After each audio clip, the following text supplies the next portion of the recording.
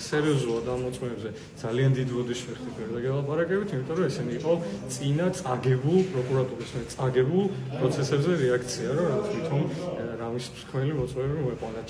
კიდევ ერთხელ ვამბობ, პროკურატურას გაუჭირდა, პროკურატურა აგებს ყველას ხდომას, ბრალდების მხარე ვიგებთ ყველა მორიგს ხდომას, ზუსტად ამიტომ განსაკუთრებით დაბალი მორალური ღირებულებების მქონე ადამიანები გამოაყენოს. ვიდეოების გარკვეული ნაწილი ამოღებულია შინაგან საქმეთა სამინისტროს სტრატეგიული დეპარტამენტიდან, ნაწილი ამოღებულია გაურკვეველი წარმოშობის და წარმომავლობის Facebook გვერდებიდან გავრცელებული.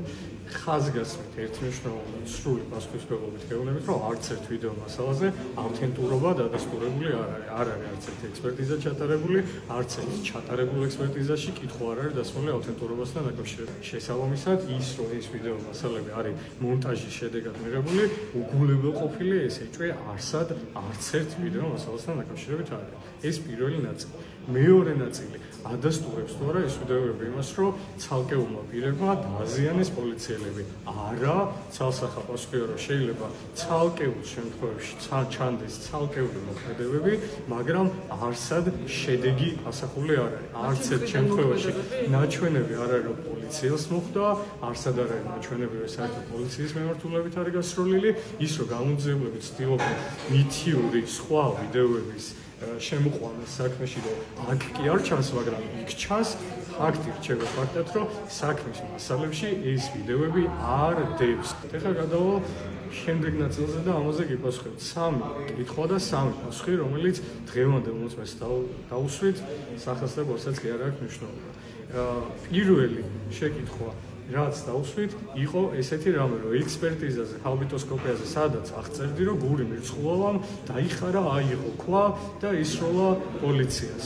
ეს სიტყვები გეკუთვნის თუ არა შენ? პასუხი იყო, არა, მე არ მეკუთვნის. მეორე ნაწილი, აბა საიდან მოიტანე? მოვიტანე სხვა გამოძიებლის მიერ ჩატარებული დათვალიერების ოქმიდან. დაათვალიერე თუ არა თავად ეს ვიდეო, რომ ამ გამოძიებელმა სწორად აღწერა ეს ყველაფერი, არა, არ დამითვალიერებინ. ან გელაპარაკებთ იმაზე, რომ ადამიანი მივიდა, რომ მონიშნა სხვა გამოძიებლის ნაწერი, რომ გურიმ თითქოს რაღაც დანაშაული ჩაიდინა, ეს გადაიტანა, გადააკოპირა თავის ტექსტში, გააგზავნა ექსპერტიზაზე და მე ექსპერტი პასუხობს, რომ თქვენ მიერ დასმულ კითხვაზე გური მირცხულავა არის თუ არა ის ადამიანი, ვინც თქვენ რომ თქვითო, რომ ქვას ისვრისო, შეიძლება გური მირცხულავა იყოსო, მიიღო პასუხი და ამით უნდათ დაასკვნან, რომ გური მირცხულავამ ჩაიდინა დანაშაული. რაც შეეხება მის მიერ დათვალიერებულ იმავე ვიდეოს, როცა ვიკითხებით, რომ თქვენ აიღეთ ვიდეო მასალა, ეს ვიდეო ნახეთ, უყურეთ, მაგრამ აღწერეთ მისი ხანგრძლივობა, რამდენ ხანს გრძელდებოდა, აღწერეთ სად იპოვეთ ეს ვიდეო, მაგრამ არ აღწერეთ მისი შინაარსი. რატომ არ გავაკეთეთ ეს ყველაფერი უსვამთ კითხვას? პასუხად ვიღებთ იმას, რომ არ გავაკეთე, იმიტომ რომ ხელის ქნევას ხო არ აღწერდიო. კიდევ ერთხელ ვამბობ, თავად შეგიძლიათ შეაფასოთ, რას ნიშნავს ეს. ამ ხელის ქნევის გამო გური მირცხულავა 6 თვეა არის საპატიმრო დაწესებულებაში იმ მოქმედების გამო, რასაც დღეს მოწმემ დაუძახა ხელის ქნევა. დღემდე ჩატარებულ არც ერთ ექსპერტიზაში საგნის რაობასთან დაკავშირებით არც ერთ ექსპერტს კითხვა არ დასმია.